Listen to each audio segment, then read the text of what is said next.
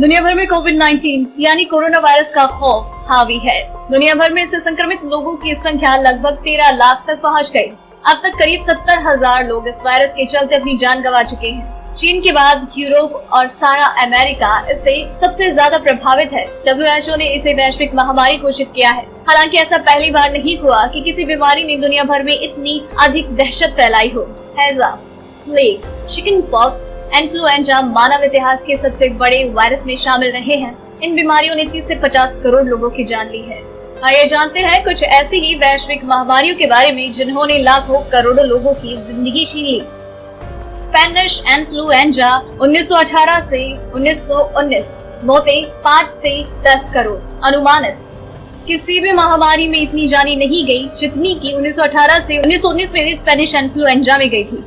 दुनिया भर में लगभग 5 करोड़ लोगों की मृत्यु हुई थी। वायरस से होने वाली इस बीमारी से कई शहरों का नामो निशान मिट गया। पूरी दुनिया की 1/3 यानी कि 50 करोड़ आबादी इस महामारी की चपेट में आ गई। इस महामारी से 50 वर्ष से कम तक के वयस्कों की मृत्यु दर सबसे ज्यादा थी।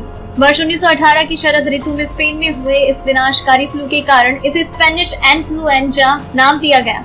अकेले भारत में ही करीब 1 से 2 करोड़ लोगों की जान गई थी। द ब्लैक डेथ प्लेग 1346 से 1353, मौतें 7.5 करोड़ से 20 करोड़। 1346 से 1353 की अवधि के अंदर यूरोप में प्लेग की महामारी फैली थी। प्लेग महामारी के कारण अफ्रीका और एशिया में करोड़ों लोग मारे गए। अनुमान है कि इस महामारी से 7.5 करोड़ से 20 करोड़ लोग मारे गए। इसकी शुरुआत एशिया में हुई ऐसा माना जाता है।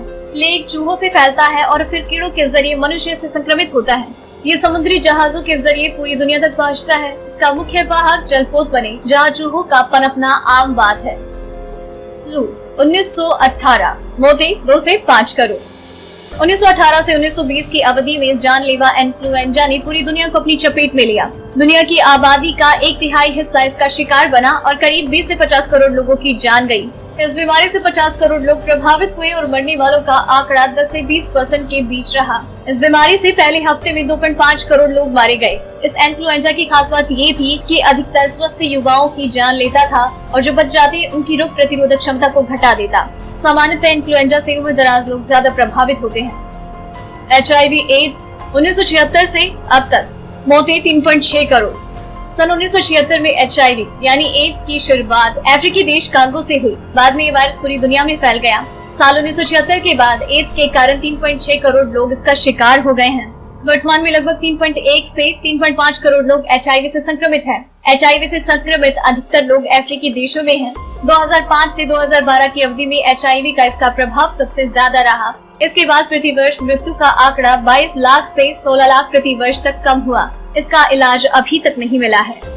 जस्टिनियन प्लेग 541 से 42, मौतें 2.5 करोड़। जस्टिनियन प्लेग या बुबोनिक प्लेग नामक बीमारी ने यूरोप की आधी आबादी को समाप्त कर दिया था। इस बीमारी का सबसे ज्यादा प्रभाव विजिटिनियन साम्राज्य और मेडिटेरियन पोर्ट पर पड़ा। केवल 1 साल में ही इस बीमारी के कारण 2.5 करोड़ लोगों की मौत हो गई। हालांकि ये पता नहीं लग पाया कि इस बीमारी की शुरुआत कहां से हुई, लेकिन इस बीमारी से पूरी दुनिया प्रभावित हुई। शहर की 40% आबादी को समाप्त कर दिया। बुबोनिक प्लेग से मृत्यु की औसतन दर 5000 लोग प्रतिदिन थी।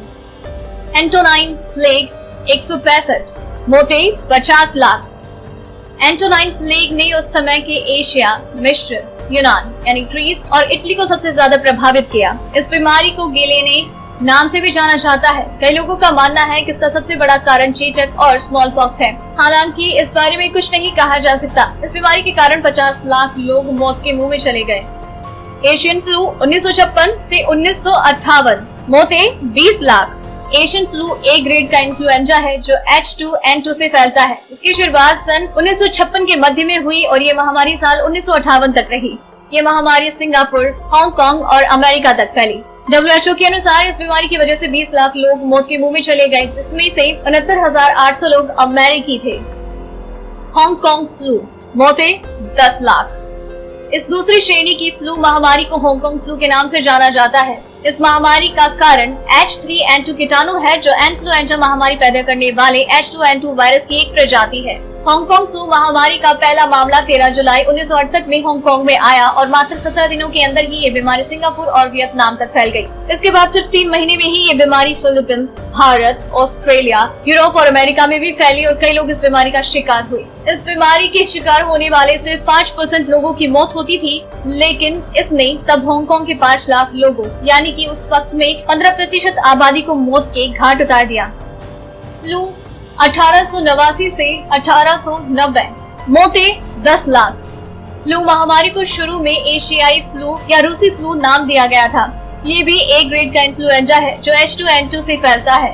हालांकि कई शोध में इसकी वजह A ग्रेड के H3N8 वायरस को भी माना जाता है। सन 1889 में मध्य एशिया के तुर्किस्तान में इस बीमारी का पहला मामला सामने आया। बाद में उत्तर पश्चिमी कनाडा, ग्रीनलैंड में बढ़ते शहरीकरण के कारण इस बीमारी में फैलाव ज्यादा होता गया। बाद में इस बीमारी की चपेट में पूरी दुनिया आ गई थी। फ्लू को बैक्टीरिया और वायरस से फैलने वाली पहली महामारी माना जाता है। 1890 तक इसने 10 लाख लोगों की जिंदगी छीन ली। तीसरी श्रेणी का हैजा 1852 से 1860, मौतें 10 लाख। ये बीमारी हैजा कॉलरा की 7 श्रेणियों में से इसे सबसे ज्यादा जानलेवा माना जाता है। इस रोग की शुरुआत 19वीं सदी में हुई। इस बीमारी ने सबसे ज्यादा प्रभावित 1852 से 1860 के दौरान किया। हैजा की शुरुआत भारत से हुई और फिर ये एशिया, यूरोप, उत्तरी अमेरिका और अफ्रीका तक फैल गया। हैजा के कारण 10 लाख लोगों की जान चली गई। ब्रिटिश डॉक्टर जॉन स्नो ने पिछड़े इलाकों में रहते हुए इस बीमारी की पहचान की थी। उन्होंने ये पता लगाया कि इस बीमारी की वजह दूषित जल था। 1854 में इस बीमारी ने ग्रेट ब्रिटेन में 23,000 लोगों को मौत की नींद सुला दिया। हैजा 1910, मौतें 8 लाख से ज्यादा। हैजा महामारी की शुरुआत भारत में हुई और इस बीमारी ने करीब 8 लाख से ज्यादा लोगों की जान ली।